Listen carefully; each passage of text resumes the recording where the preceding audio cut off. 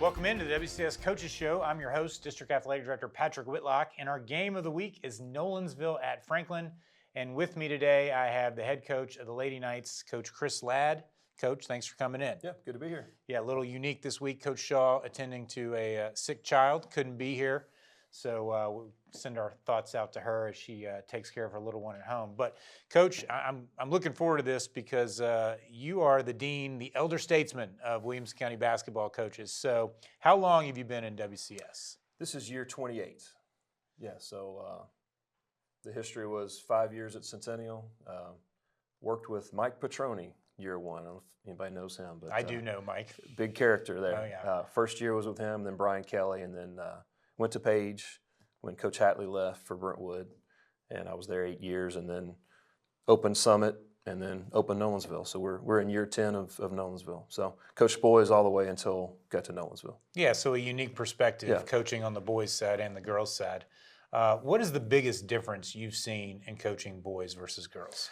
Man, I get asked that all the time. It's really very similar, to be honest. I feel like girls are a little bit more of a clean slate in terms of they're probably not playing 2K on Xbox. They're not watching the NBA, although now the WNBA is on a lot. So they don't come with a lot of the, you and I as coaches would think, garbage that some of the boys try to do. Right. You really have to teach them, if you want them to learn how to do a spin move, you're going to have to teach them a spin move because they don't really get out there and try to do those kind of things on their own. So they really try to do what you say.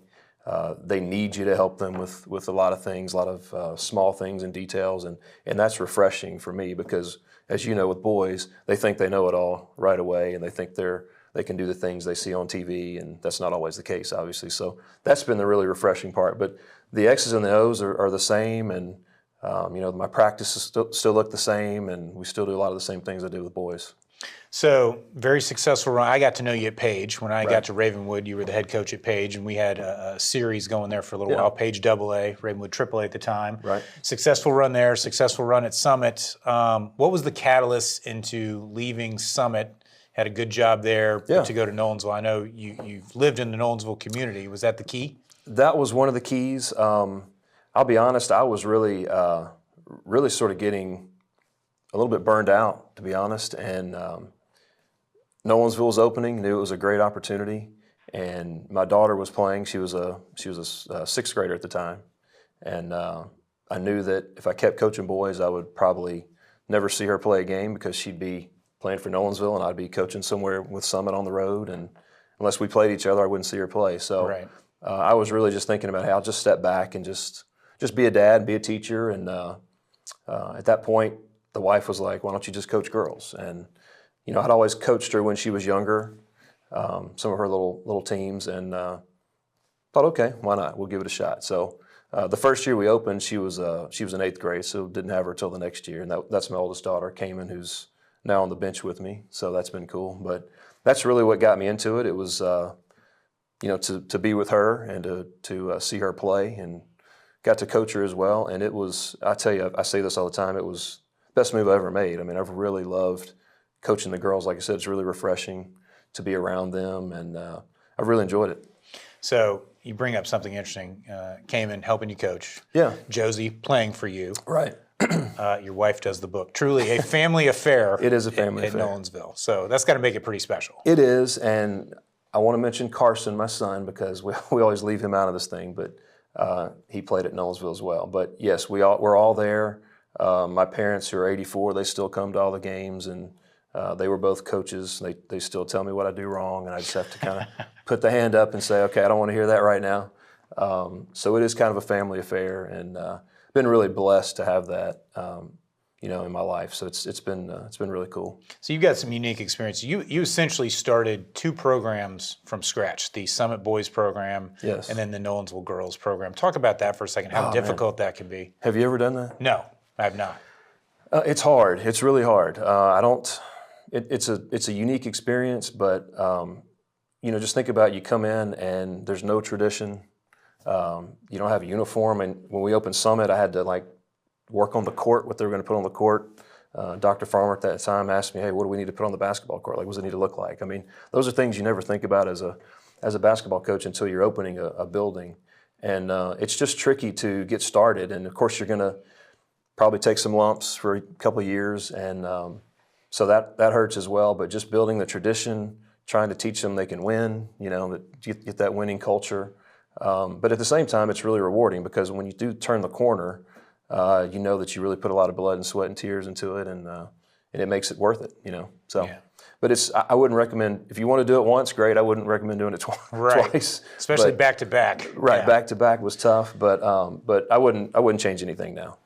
So I think there's a unique, you found success, in my opinion, really quickly at Nolensville with the girls program. Yeah. You got to the AA state tournament in the COVID year, won a game, I believe beat Memphis Melrose, and then we're scheduled to play Macon County, and everything gets shut down. Can you talk about maybe the disappointment of that? Kind of a weird time in all of our lives, but yes, really unique for you. I can't tell you how many times you think back about that, how weird that was.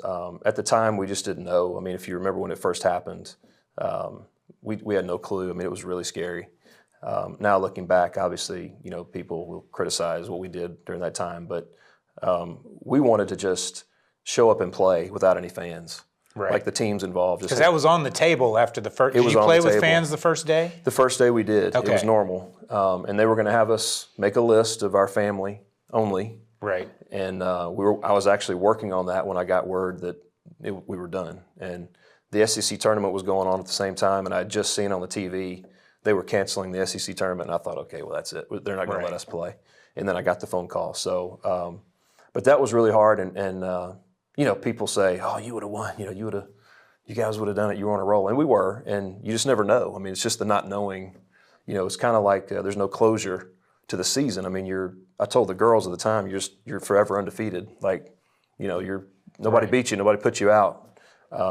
So technically you're state champion, but we don't hang a banner or anything like that. So it's just kind of left with no closure. You just always wonder, what would have happened. And that's really tough because you think about it all the time. Yeah, because it's so hard to get there. Yeah, it's so hard to get there. And you want to see it out, And that's the piece that, some people don't understand is that group was together 3 years.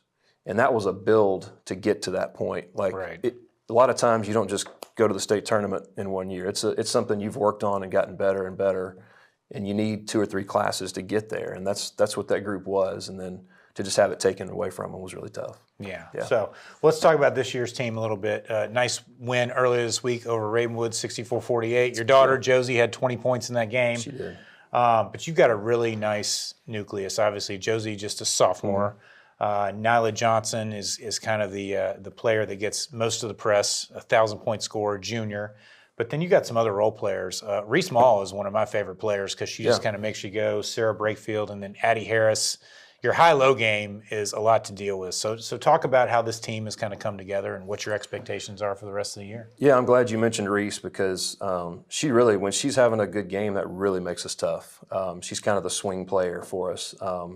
So she does a lot on the outside. Talking about moves, she's got any move that you want her to make, and she can shoot it from the outside. And Addie Harris is another one that gives us some good size and comes in as a junior and will rebound well and give us the high-low look, like you said. And, of course, Sarah's been there for a couple of years. But I really like this group. I know we won kind of big. I haven't been real pleased with the way we played the last week or so I've been a little bit tough on them. But I'm just looking ahead, what's coming up. And I really think this group can do something special. They're a good bunch. They remind me a little bit of that state tournament bunch.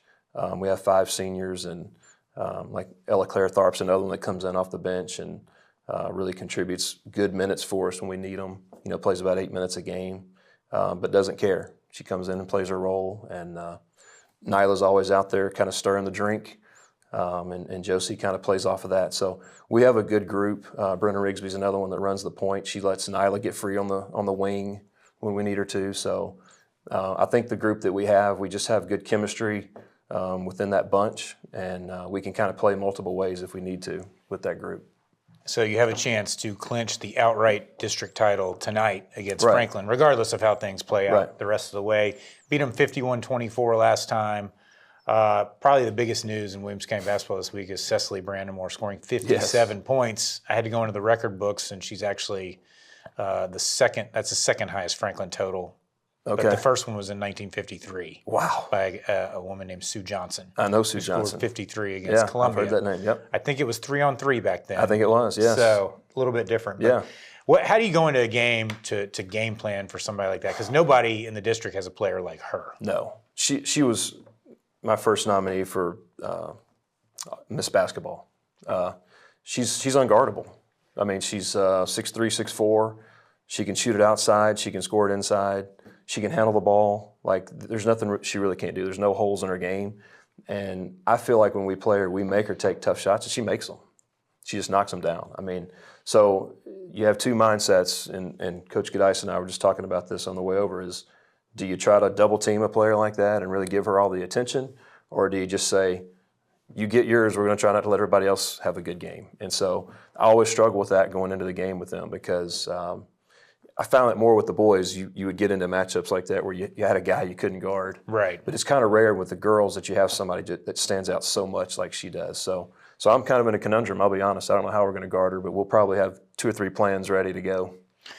Yeah, and I think I've got to do some of the radio analysis for some Franklin games over the last couple of weeks. Yeah. Molly Forrest playing really well, does a little bit of everything, can score it, hustle player, rebounds. Right. And then Mary Henson Crunk is starting to shoot the ball very well. Right. So it's not, maybe early in the year it's kind of a one-person show over there. Now they've got some extra weapons to throw in there. For sure. Causing some problems. Yeah, for sure. They're getting better and better. And, her absence there for a little bit probably helped those other ones step up and have to score a little more, So that was probably a bad thing when it happened, for sure. But now it's probably paying some benefits for them that some of the others are doing some good things. Yeah, I mean, they had a solid Brentwood team beat without her. Right. And weren't able to close it out. So, I guess anything can happen. Anything can happen. in these games, as we've learned over for our sure. years coaching. So, what are some things you're concerned about your team needs to do well when you focus really on your group? What are you going to have to do to win this game? Yeah, we've really been the last couple of games going back to the basics on we got to box out, we got to be in a better position on defense. We've kind of been giving up some bad drives to the basket. Our rotations haven't been the way they needed to be, so we've slipped a little bit here the last week or so, and that's really what I've been working on the last 2 games with us. And I've seen some improvement there. I think we're getting a little bit comfortable with the fact that we're sitting in first place right now. So you know how that goes as the coach. You got to put the hammer down sometimes and hopefully send a message to them that, hey, we're still very beatable. Anybody can get us any night, and Franklin for sure can get us on any night. So that's really what I'm going to lock in on. And like I said, we'll have some kind of plan for Cecily. Not sure what it's going to be yet, to be honest, as I sit here today. So right, we'll figure it out when we get to practice, or even maybe in the game. You played a competitive schedule throughout this year. Yeah. Outside of the district, who's the toughest team you've played? The toughest team probably, and it shows on our record. We've played them twice and lost twice. It's Blackman. They're just really good all around, super athletic. Got sort of a player similar to Cecily that's really tough to guard. But we also played Lipscomb, beat them fortunately in a Christmas tournament. I thought they were really solid too. They've got 2 really good guards that are tough to guard. So yeah, I'd say Lipscomb. We beat Gatlinburg-Pickman, who I saw now I think only got 3 losses on the year. Right. They're really solid.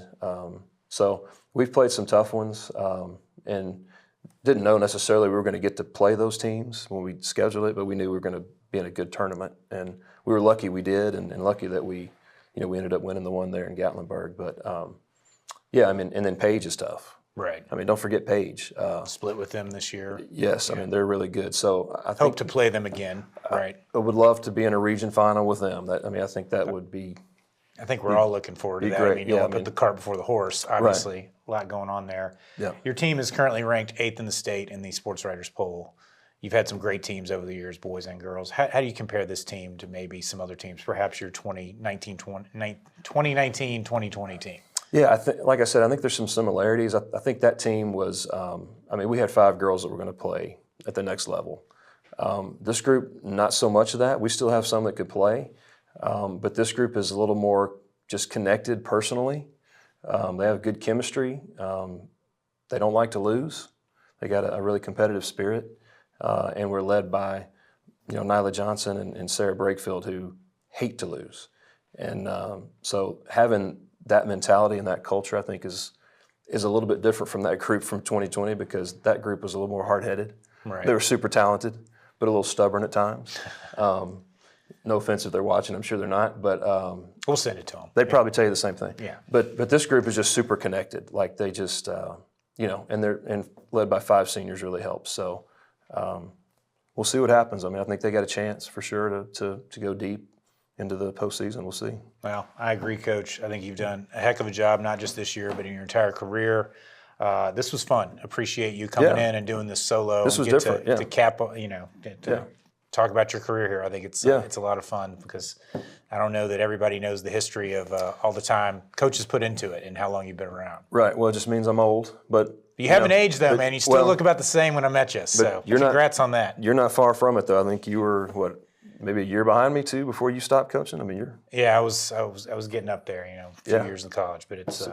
You've taken a more cushier job now, so you. I guess so. Yeah. Well, it's not cushy every day, that's for sure. So, well, Coach, we appreciate it. Best of luck tonight and the rest of the season. Right. We'll certainly be watching. Yep. All right, we will be back in just a minute with the boys' coaches.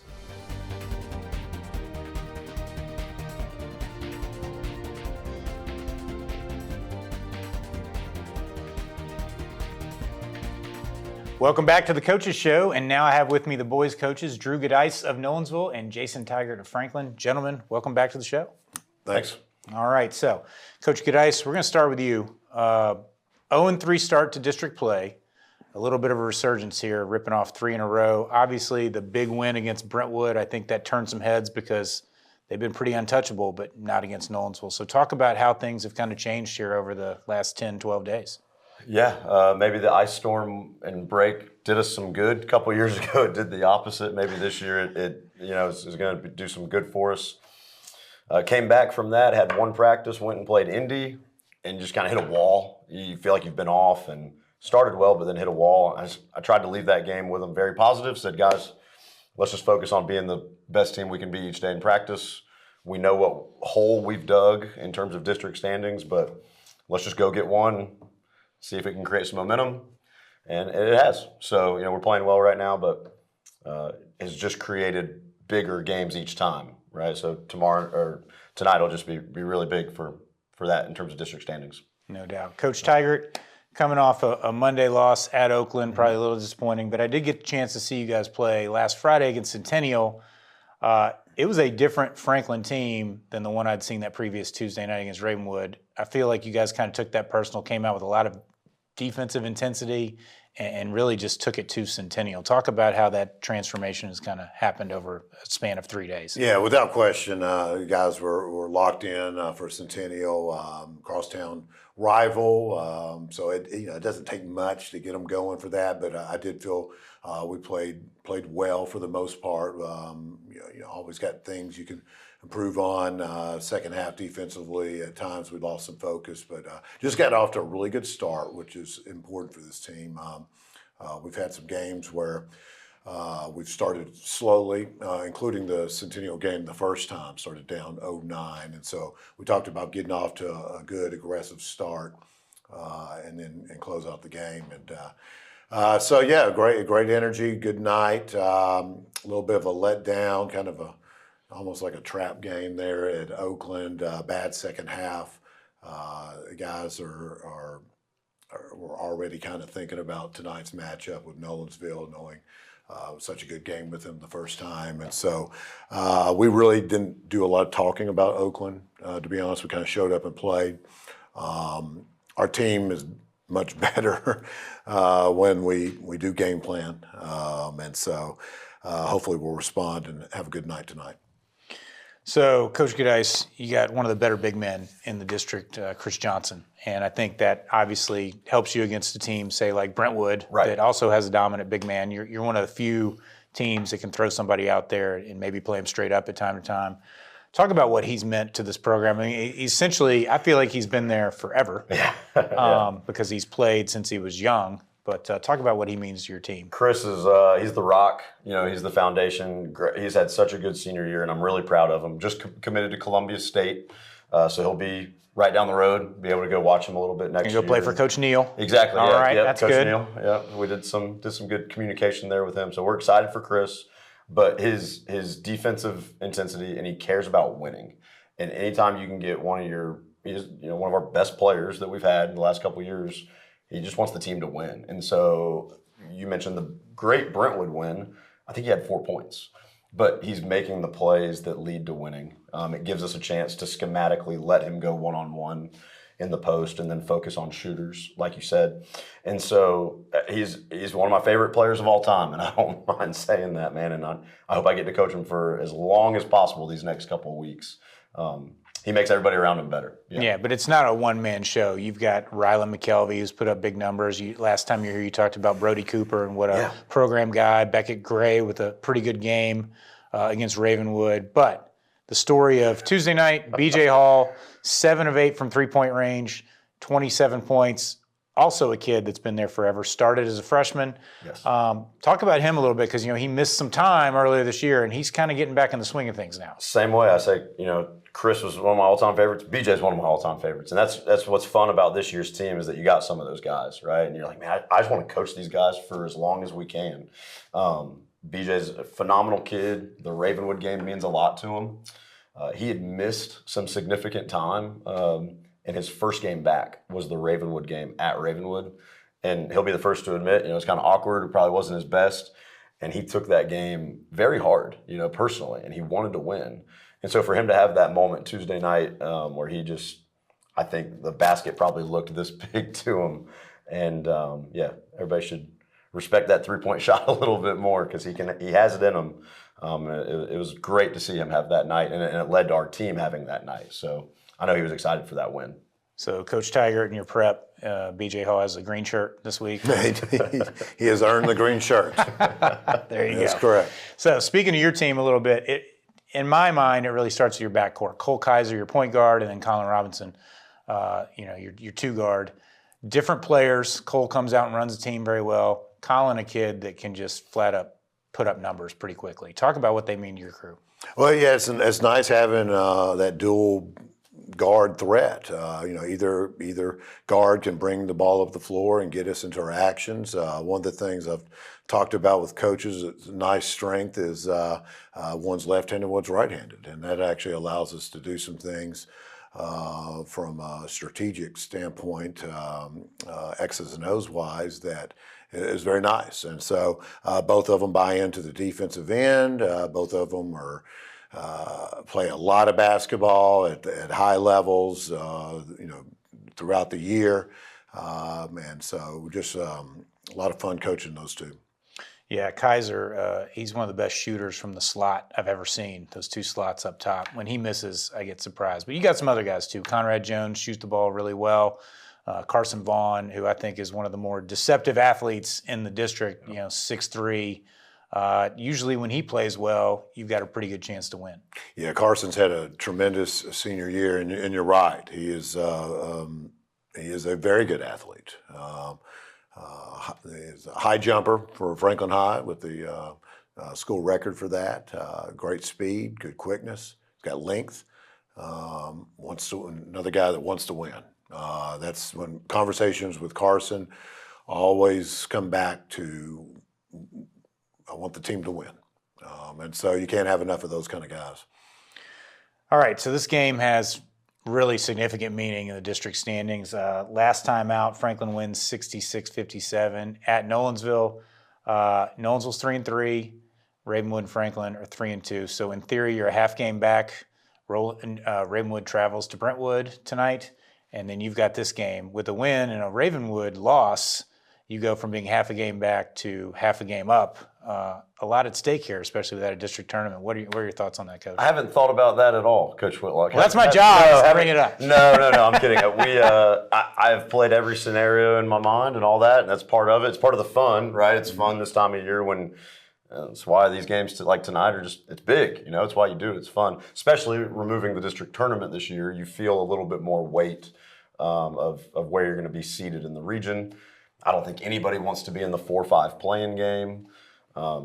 I think all three of us, I guess, mathematically have a chance still to do that, and I think all three of us probably have a chance to be the 2 or the 1. I don't know. We need to win the game. When it comes down to it, let's go win the game, and if we win it by 1 point, great. Let's just go focus on win the game and focus on what it's going to take, what we've done in practice and what we've done in prep and the scout. We've already seen them once. Now you get that second matchup with them. Clean up some things that we didn't do well the first game. Maybe change this or that.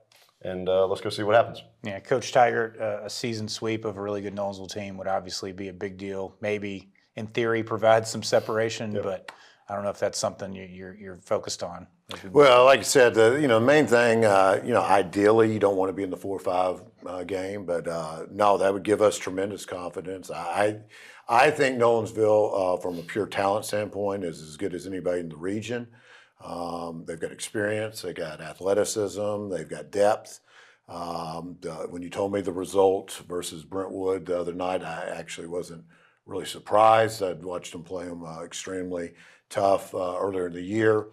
So it's a team that I know our program respects tremendously, and our players respect their squad. Well, in the spirit of gamesmanship, I'll try and make this easy on you guys. I'll ask you to talk about the other team rather than talk about necessarily what you have to do. So, Coach Goodice, what are some things that Franklin really does well? You guys brought it up a little bit when you're talking about them already. It starts with their guards and their penetration of their guards. Got to guard them off the bounce, and then like Brentwood has the size inside, and then the shooting around the size. Franklin has the penetration and shooting around the penetration. So that scares you, man. We got to keep them off the 3-point line as best we can. At our place, I think they made 8. 4 of those were in the fourth quarter. 3 of those were by one guy. And they're good shooters, but then you got to look at yourself and say, well, how did we allow that 3-pointer to happen? How did we allow that penetration to happen? So yeah, it starts with penetration and 3-point line. Those for them are their keys. Yeah, that Franklin drive and kick game has been problematic for years, hasn't it? It seems like each year one time we figure it out, the next time we don't. One time we figure it out, next time we don't. So maybe if we can keep that streak going, we'll split again for the 4th time in a row, I think. There you go, Coach Tiger. What do the Knights do well? Well, I mean, the got great guard play without question, but I think that 5-man, he's able to do something. He's having a tremendous year. I think he averages around almost 17 points a game, about 10 rebounds a game, VPS at a plus above 2. That is a really high number to average for the season and the 22 games we've got on stats on him. He's able to really defend the paint, and you talk about penetration. Well, when you got an eraser right there, waiting, that can make things problematic. So having to address that is definitely been on our minds. I think they're a team that can throw multiple defenses at you, so we got to be ready for both zone and man, just gotta need to make some shots. I know that's simple, but that sure does help out offensively, spacing, and when you're making shots, it's easier to attack the basket. So it works both ways. And we're a lot smarter coaches when the shot goes in, isn't it? I've been a really good coach when I've got shot makers. Yeah, it's crazy how that works out. Yes. But, so the preparation has been different for both teams this week. Obviously, Franklin playing on Monday, got a couple extra days, quick turnaround for Nolensville, having played Tuesday night. How does that play in to your preparation? We're able to do some film. I think our kids learn visually pretty well, and it being the second time, you have the game that you played against them the first time, which really helps, shrink some of that down. Then you watch their most recent couple and see, are they adding anything, have they changed anything, and you're able to go. It being the second time around, that quick turnaround isn't as intimidating as if it was the first time you were playing them. So, Coach Tiger, with the open date in the district schedule, was it strategic to play Oakland on a Monday? Yeah, so that's exactly we were looking for that Monday game there. We wanted the idea was we would extend our bench, play quite a few kids, so we'd make final decisions moving towards the playoffs on who we want to get those minutes coming in off the bench. So that was nice. Didn't get the outcome we wanted. but that's okay. We wanted to have that Tuesday and Wednesday to go in for Thursday's game. Yesterday, or on Tuesday, I should say, we an offensive session, and Wednesday. Yesterday, heavy defensive work, which is the norm for our Wednesday practice. All right, we'll close with this. One key to victory. Coach Cadice? Can I defer to the second half?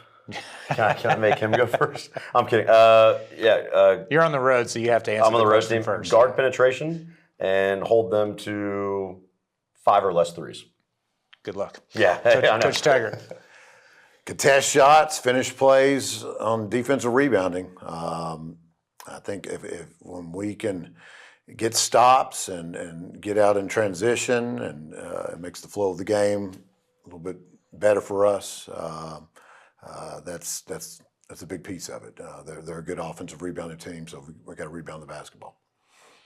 All right, gentlemen, thanks for coming in. Good luck tonight. Good luck the rest of the way. It's hard to believe we've only got a week and a half left of district play before we get into region. It goes by quick, doesn't it? Yep, it's gone. Yeah. Some weeks. Yeah, some weeks, that's for sure.